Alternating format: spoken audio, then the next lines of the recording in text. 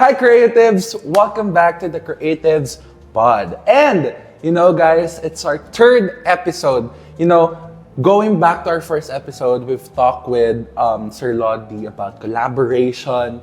And on our last episode, we talked about this Palo Paro production and about their film. And today, we are joined by another production. And we have here the two and only Kuya Marcus and Kuya Aaron. Palakpakan mo natin sila dyan. Yes! Kuyas, how do you feel right now? I feel pressure Right now. How about you, Aaron? Same. Same. Yes, because today we're just gonna be demure. We're not gonna be loud. We're not gonna make fun of each other. We're not gonna laugh either. Anyways, before we start, can you introduce yourself first? Who are you and what's your role on your production? Hello po, I am... With the mahiwagang kamay, di ba? Yes. Hello, I am director of this film and I am from Prismara Films po. What's your name po? Hi! my name is Marcos Prado and I'm from Prismara Films. I'm the director po.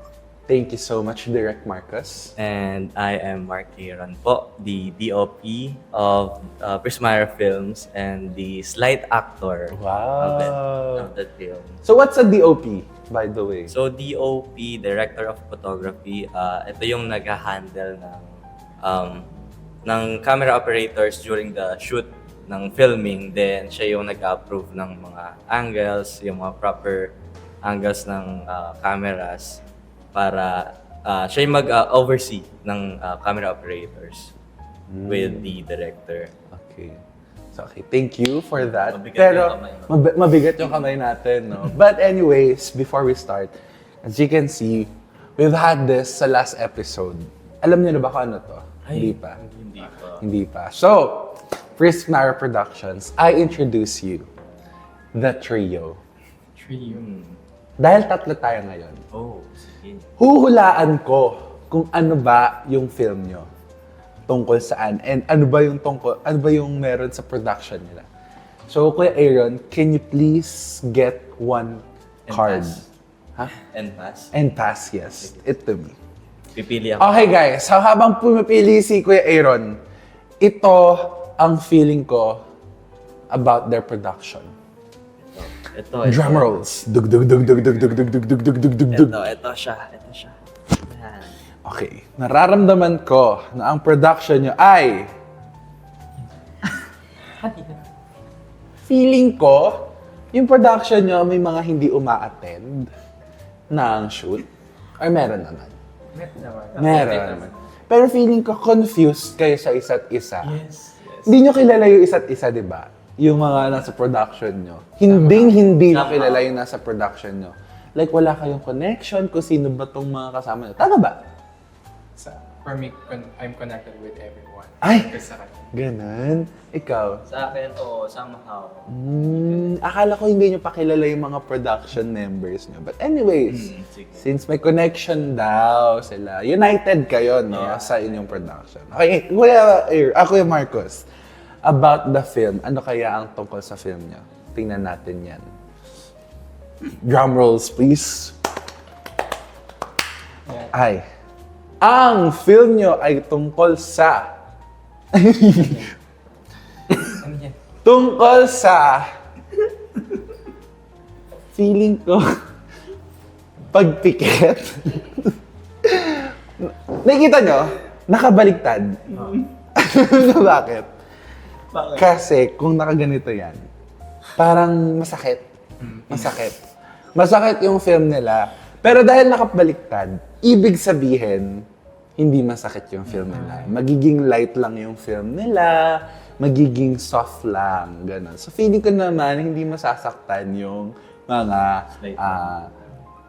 viewers nyo. So ito lang naman ay hula ko lang naman. Okay, hula ko lang naman.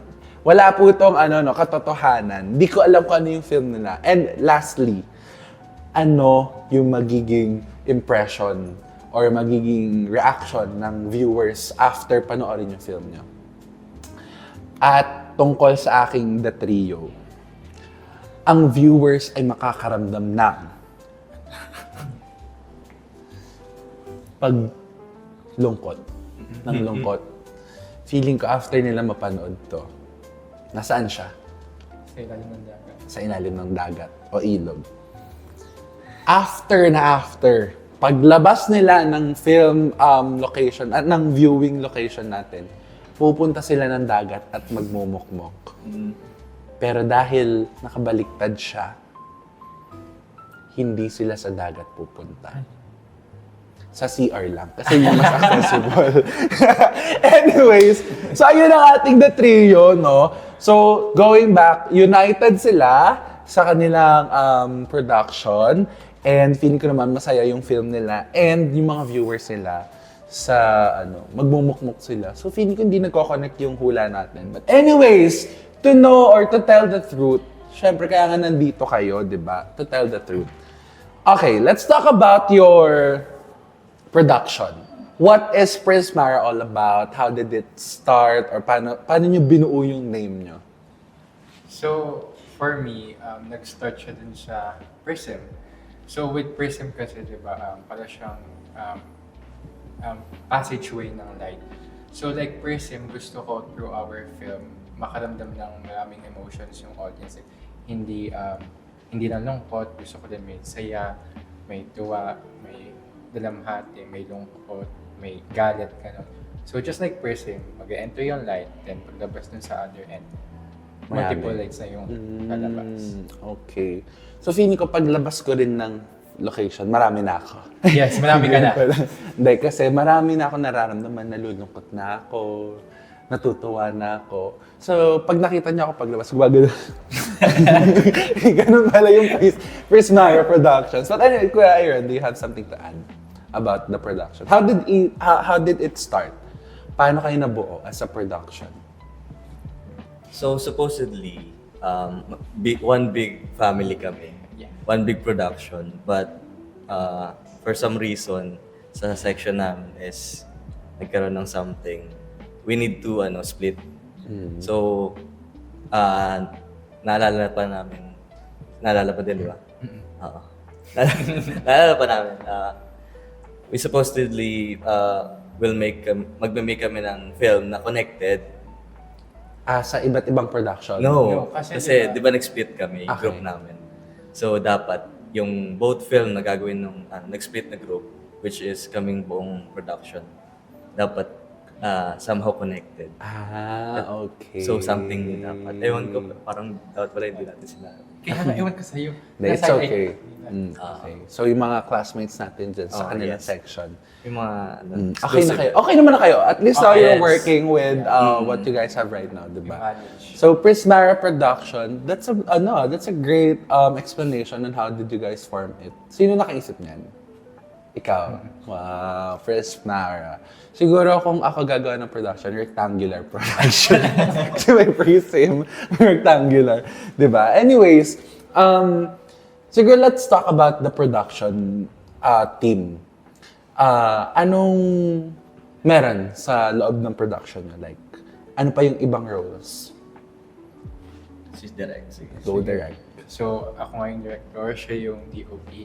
Then we also have Jason, which is the assistant DOP since may scenes din siya. Then we have 3 members for set design. Then we have 1 for script continuity. I do also have a assistant director and a writer. And of course, our producer. So medyo maliit lang talaga yung team namin, but we managed to work with it naman kahit mahirap. Alam mo, that's actually one of the best things na nakikita ko when it comes to small productions. They tend to extend their skills talaga. Kasi, alam niyo yun, kahit maliit lang yung production, just like what you guys said, namamanage nyo pa rin to stretch yung capabilities nyo as a creative. Diba? And I think that's one of the things na, or one of the qualities a creative has, na kaya nilang mag-step out of their comfort zone to make a new or to meet a new discovery. And ayun. With that, have you been directing films before? Wala pa akong experience. So this is your before. first time. Yeah, diba? this is my first time. Just like what I've said, you stepped out of your comfort zone. And how did you feel about it naman? Was it a mutual decision na parang inside the production, sige si Marcos na lang yung maging director? Or parang ikaw yung, guys, pwede ba ako na lang mag-direct? Ganon. So how did you become the director? So, ayun nga, with the story kasi, ako yung nag-pitch sa kanila ng story, yung concept ng story. Tapos from that, I asked kung pwede ba ako yung mag-direct since it's my story. Tapos nag-agree naman na din sila with that. So, ayun, ultimately, ako na yung naging director nila. Okay. And I think it's a great, it's a great start. Kasi malay mo, with you being the director, malay mo, ikaw pala manalo ng best director for this film, di ba? Sana. And, wow, sana, di ba? Let's manifest that, di ba? And, syempre sa ibang rin, sa magiging ibang productions din naman, not just for them, but of course, ayun. With that being said, again, yung pag-step out of comfort zone, Kuya Aaron, since nabanggit mo na medyo slight actor ka for this film, have you tried acting before? Actually, no. So first time mo lang din? Yes. Okay. Halos lahat ng ginawa namin doon is first First talaga. times, okay. So lahat, hindi lang pala kayo? Sila rin, okay. Actually, totoo naman kasi may mga, sa field kasi ng MMA, ng multimedia arts, hindi naman lahat skilled sa acting or sa film. Yung iba more, mas skilled sila sa pag-drawing, pag-animate, or pag-film.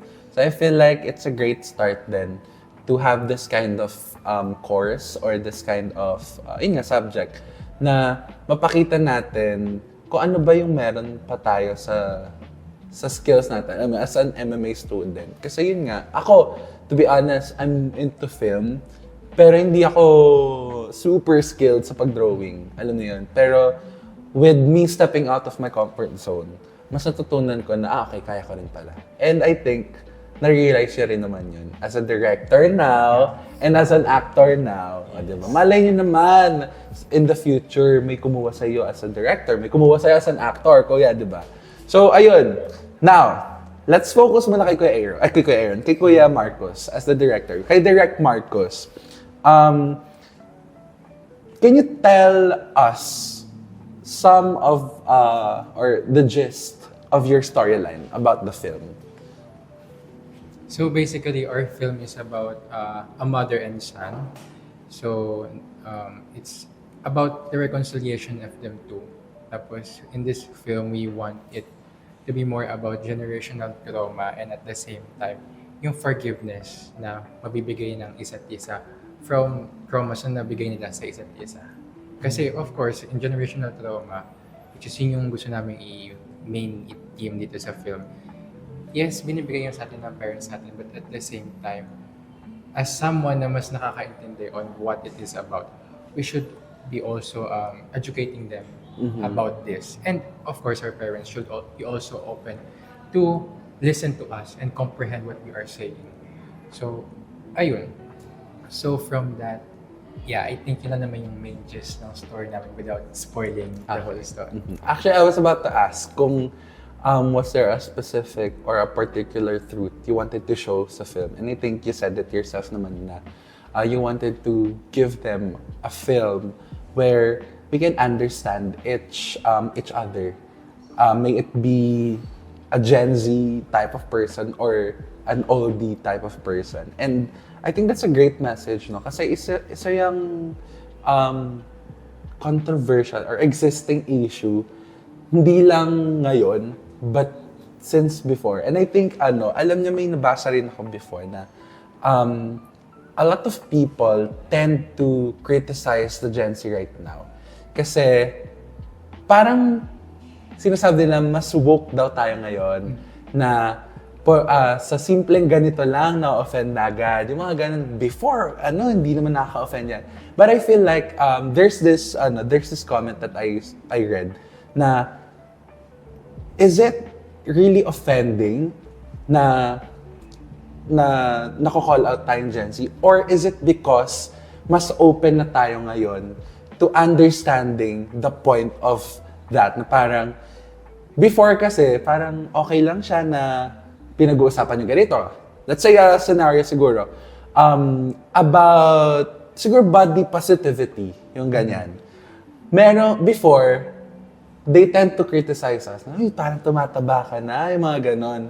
But now, may mga Gen Z na kino-call out na yung mga matatanda na, ay, dapat hindi niyo po sinasabi yan, ganon. So, yung iba, tinitaken as a disrespect sa matatanda. But now, parang if you will realize, or if you will really understand the situation, bakit nga ba kino-call out? Is it because of us being disrespectful or us being considerate of each other's feelings?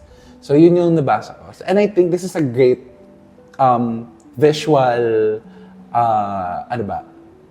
thing, or a great instrument for us to show to other people na ano ba yung capability na, or ano ba yung totoong hinaharap ng generation natin ngayon. That's a great one, no? And now, as a director, ano yung scene sa film nyo na talagang na-touch ka? Grabe gano'n. Parang nasaktan ka, or alam mo yun, hindi naman nasaktan. Yung na-touch ka talaga, antig yung puso mo, gano'n. Pwede bang hindi na touch, Okay, pero sige. more on like na-affect. Na-connect. Sige. So meron kasing scene sa movie namin, yung big scene talaga, that's what we call it, yung pinaka-big scene. Yung, sorry? Big scene talaga. Big scene. So, ano yung big scene? Big scene pala. Big scene, big yeah, scene. it's big talaga. Mhm. So, ayun. So, of course, before i-shoot yun, may mga practices pa silang ginawa yung actors namin. And every practice nila, full on na nila binibigay. And so, as a director, syempre, I have to overview what they are doing. So, every practice talaga, until matapos yung shoot na yun, kapag nagsisigawan, napapa-flinch talaga ako. Kasi it really felt real.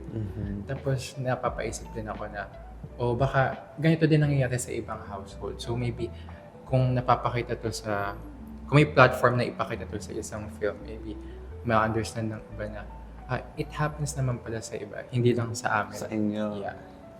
That's actually nice. Kasi, alam mo, a lot of people are not open with, hearing other stories. But other people likes to watch movies. So, feeling ko that's a great example, or that's a great, I'd say that as an advocacy to show and to tell people na they're not alone. Kasi, di ba, a lot of people face that kind of challenge. And I think you, being the director of this film, is such a big step to tell other people na may nangyayari talagang ganito. Kasi a lot of people don't know about it. Kasi syempre, yung iba, masaya sa family nila. But some other people, they face, big challenges too. Can I just add? Go. So, yung concept naman kasi ng film, hindi lang siya like bigla ko lang naisip. More on experience ko rin siya sa bahay. So, ayun from that, naisip ko na gusto kong gumawa ng film, gusto kong mag-write ng isang story na it's grounding, yung makaka-relate talaga yung mga tao. Like, yes, gusto kong mag-explore sa ibang genres, but siguro for the first film, gusto ko yung grounding talaga yung makaka-relate yung mga tao. Kasi yun nga, kung ito man yung last ko, if it's my first and last, maganda na yung may mabibigay tayong impact doon sa mga manonood. That's true. Kasi mahirap din gumawa ng storya na hindi mo talaga na-experience pa. And I think giving a real-life experience sa film nyo will also give a real-life impact sa inyo. And I feel like paglabas din nila, or after nila mapanood yung film nyo, baka mapaisip sila. Alam mo, I think that's one of the, yung greatest achievement ng isang director is pagkatapos silang panoorin yung film nyo, meron silang marirealize, mapapatanong sila sa sarili nila. Yung mga ganon, I think that's a great achievement. Kasi you didn't just directed a film, you didn't just created the film or a story. You touch other people's life. Ganon, diba? Wow, so grabe naman yung ano. Pero I hope you're okay now with Yeah. you saying na ano na you experienced it before. I hope you're okay. Yes. Anyways, now down to your last question as a director. For the director, no. How did you balance your own vision with the creative team or like with the creative ideas of your own team? Parang syempre of course clashing yan. So paano mo siya na-handle? So, ayun. So, since ako yung nag-isip ng story, of course, meron akong overall vision kung what the film will look like. Pero, of course, hindi naman porket ikaw yung director, ikaw na talaga yung ha-handle nun. Kaya nga may team ka. Meron silang different departments na i-handle nila. So, it's really about trust lang talaga. Okay, magbibigay ako ng, for example, ideas. For example, may nakita ko sa isang app na, parang gusto ko ganitong type ng shot. So, ibibigay ko yun sa DOP. Sasabihin ko, oy, parang maganda to. What do you think about this? So, of course, magbibigay ako ng opinion ko. Then, gusto ko din magbibigay siya ng opinion. So, we meet halfway. Ayoko yung ako lang yung nasusunod. Gusto ko may input din sila. Kasi, yung buong team naman, it's not about me. Parang kailangan collaborative work. Kasi hindi naman mangyayari yung isang film kung ako lang yung willing gumawa. So, gusto ko, sinasabi ko sa kanila, dapat willing din silang gawin yung film. Dapat may will kayo dun sa story natin. Kasi, through that, mas magkakaroon kayo ng passion or burning fire in you na, gusto kong gawin yung story kasi maganda yung story. So, ayun. So, hinahayaan ko lang sa kanila. Bibigay lang ako ng ideas, inspo, mood board. Then, bahala na sila. Tapos sa set, kung may few minor changes, doon ko lang nasasabihin sa kanila na maybe sa tingin nyo, gusto nyo bang palitan to with this, ganito, ganyan. So ayun, that's how we balance yung workload sa team namin. That's right. Alam mo, going back sa first episode natin ng podcast, just like what Sir Lodi said, yung collaboration, we also, under that, we need respect and trust. And I think you managed to have that inside your production para you respect their opinions, their suggestions, and they also respect your suggestions as a director. And yung trust na parang, since may minor changes nga kayo, just like what you've said, the fact that they trusted you with your suggestions, such a great example of, or a testament of trust, diba? So, ayun, that's nice na na-apply niyo yun sa production niyo. Kasi, yes, totoo yung hindi madali kung walang will yung members niya to finish something. Kasi, pangit yung kalalabasan. Kahit, hindi lang in terms of film, but also in terms of any collaborative efforts. May it be events or, alam mo yun, kahit anong project talaga, kailangan talaga ng will para matapos. Kasi, it will give you a great outcome. So again, thank you so much kay Marcus. And now, doon naman tayo sa DOP natin, Director of Photography kay Aaron, and slash actor, o diba? Ayan, so ikaw naman na maghahawak ng ating mahiwagang kamay. Anyway, so Kuya Aaron, as a DOP, what was the most challenging scene to shoot? Like, technically or emotionally? I think the most challenging scene is the big scene. Of big course, the big scene. Kasi yun yung most important scene para sa amin. Kasi yun yung, once na magkamali kami doon, mahirap siya ulitin. Kasi yung emotion, talagang dapat tuloy-tuloy, dapat yung momentum hindi maputol. So, what we did is, nag-set up kami ng 3-cam setup. So, marami kaming safety shot. Tapos, we made sure na yung set namin is very quiet na talaga para wala na kaming ipang takes pa. Okay, that's nice. Alam mo, I've always been curious with big scenes. Especially, since you guys are family, I don't want to spoil or, ano bang tawag dito, hulaan ko ano man yung big scene. Pero let's say a situation, sagutan. So, how did you guys manage the quiet environment? Tapos, let's say, yung big scene nyo pala is, or any scenes ng film niya na meron palang sagutan. How did you guys manage it? Knowing na nasa public, ano rin kayo, public place, ganun. Or let's say sa bahay. Kasi for sure may mga scenes kayo sa bahay. May mga times ba na parang may kapitbahay kayo na, ano po nangyayari? Mga ganun. Wala naman. Wala naman. Actually, yun yung Iniisip yung iniisip namin kasi sa house kami. Tapos, yung house is hindi sa amin. So, dayo lang kami doon. So, basta yan, naging tahimik naman kasi okay din yung environment doon. Okay. In-inform niyo ba sila? Or Actually, hindi na? hindi namin inform kasi malaki naman yung spaces between houses. Ayun naman pala. Okay. Kaya safe naman. Okay, kasi iniisip ko talaga yan. Sabi ko, siguro gagawa ko ng film, tapos may sagutan, sa public kami, baka mamaya baka, cut! Si ate nag-aala sa labas. Ganun, papabarangay na tayo. So, ayun, that's nice ano naman. So, ikaw, binanggit mo yung big scene. Si Kuya Mark, kasi Kuya Aaron, binanggit din yung big scene. Alam mo, I can't wait to watch their film and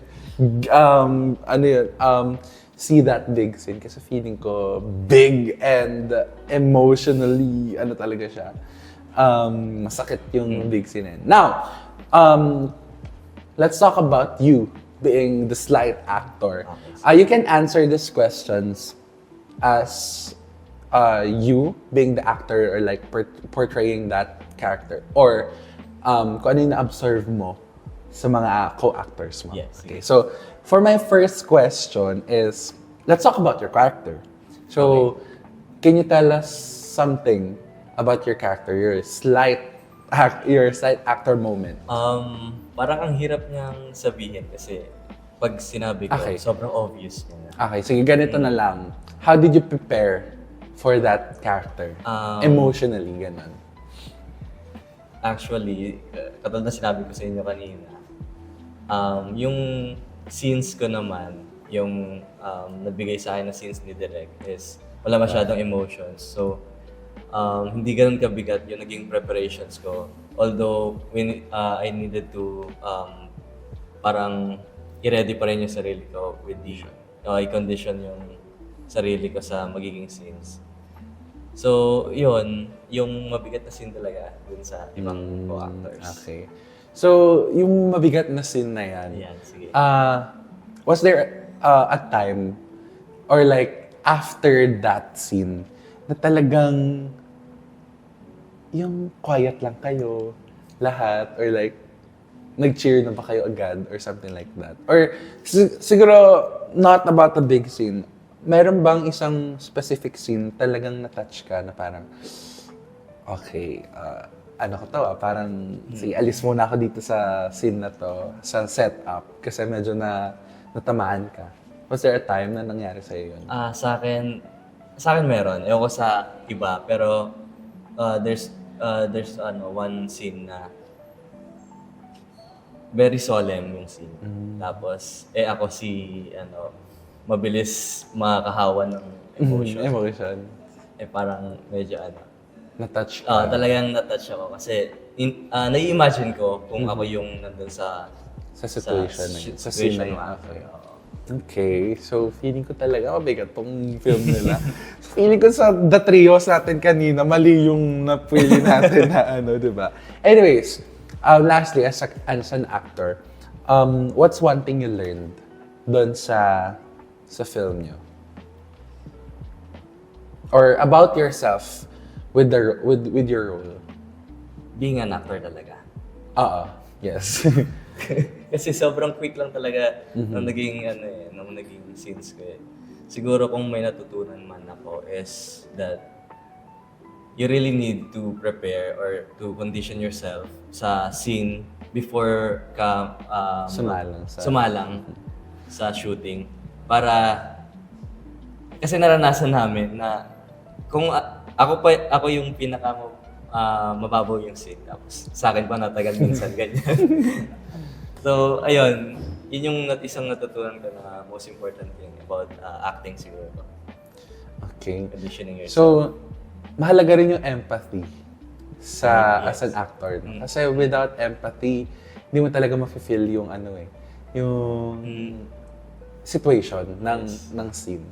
Okay. So, ano kayang role ni Kuya Aaron doon, no? So parang sobrang saglit na. Feeling ko may part siya naman gugulat na lang siya sa Extra lang sa pala. sigaw. Ano, ganun. Feeling ko dadaan lang pala siya. Kamya lang pala. But anyways, okay. Let's talk as a production naman. Not a director, not an actor. So, how did you guys handle yung emotional intensity on and off set?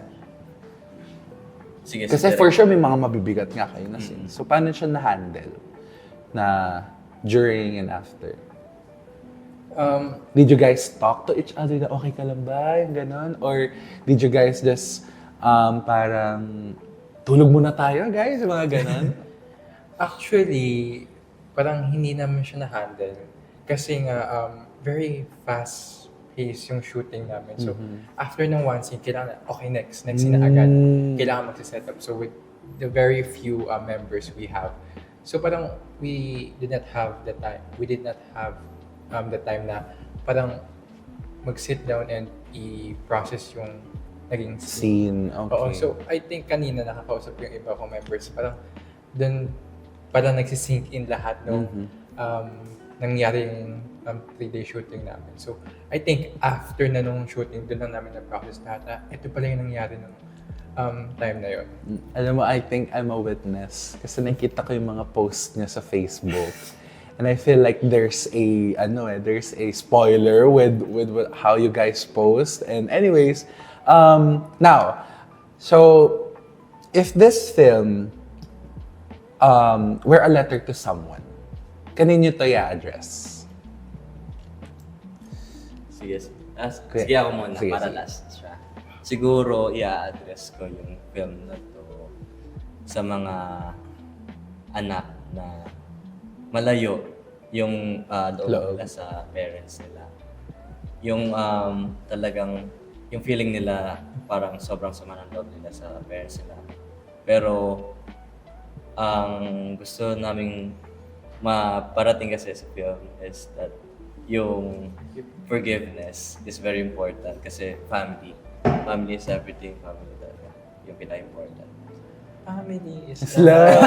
Alam mo yun nasa isip ko. Sabi ko, sayang wala yung mimig ko ako, Martin, dito na family. Anyways, Kuya Marcos. Direct Marcos. Kung sa kanya, about sa anak, akin naman about parents. Since yun nga yung about, yun yung main characters sa film namin. So, ayun. So, as for the parents naman, since we talk about generational trauma na yun yung main theme namin.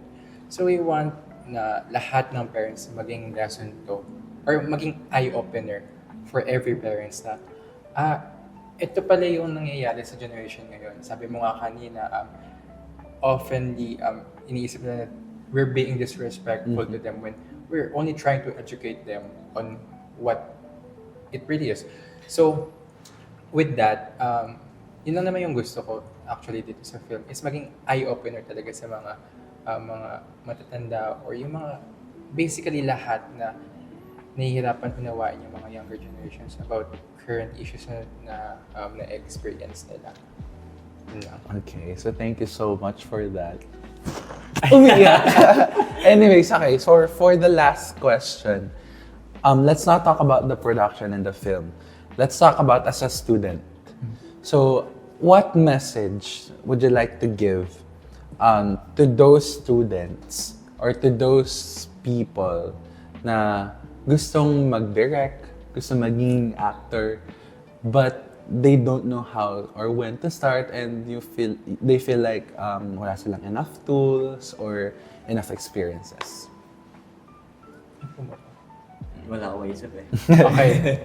So siguro, as being a director, since it's my first time, I wouldn't say na I'm a credible person to answer this question. Pero to answer nga your question, I would say na kung ano yung naiisip nyong concepts or stories, like isulat nyo lang or i-conceptualize nyo lang. Kasi ayun nga yung kaya ko din gusto maging director is I get to build a world. Yun.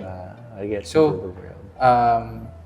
kahit gaano pa ka-absurd yung idea mo, kahit gaano pa ka-weird yan, kapag sinulat mo ng maayos na makakomprehend ng audience, tangkilikin naman yan ng audience. Kasi at the end of the day, ang gusto mo lang naman is to entertain the audience and at the same time, may mapulot sila doon sa film mo. So, ilan talaga kung may naisip kang stories, kahit gaano pa yan ka-weird, as in, kung sobrang weird, kung may alien or angel na bababa sa lupa, tapos nagpukay, something like that, isulat nyo lang. Wag kayong matakot kasi like, keep it to yourself, hone the story, hone that skill, tas build it, then tsaka nyo ilabas sa mundo. Okay. And also, learn to collaborate with other people. Yes. Kasi yun din yung ginawa niya as a first-time director. And, kuya, may sabihin ka? Feeling ko, nasabi niya. Nasabi niya lahat. Okay. So, to end, anong gusto niyong sabihin sa ating viewers na soon, mapapanood na yung film niyo? Ano bang dapat nilang paghandaan? Ano yung dapat nilang dalhin kapag pinanood nila yung yung film niyo? And also, anything you want to say about the film? Siguro kung may masasabi man kami para sa film na ipapalabas this coming May 7. Yes, May 7. Sana makapag-provide kami ng decent film sa inyo na mapapakita talaga namin yung mismong kwento na gustong iparating ni Direk. So, ayun, gusto din namin na parang maging stay true dun sa proud name namin na hopefully through this film, with this one film, maka-feel kayo ng maraming emotions like anger, sadness, joy, or any emotions that you may feel while watching the film.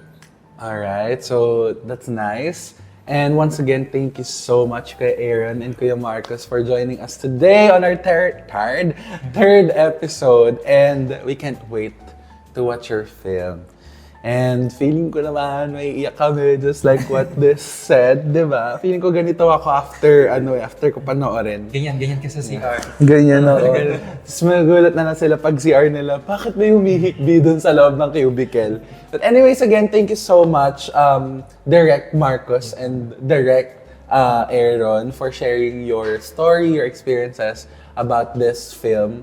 And I hope na, yun nga, may mga matutunan din silang aral sa film nyo. And we can't wait for that. On May 7! Anyways, this has been the Creatives Pod. We'll catch you on the next story. And cut. Bye, guys! Thank you.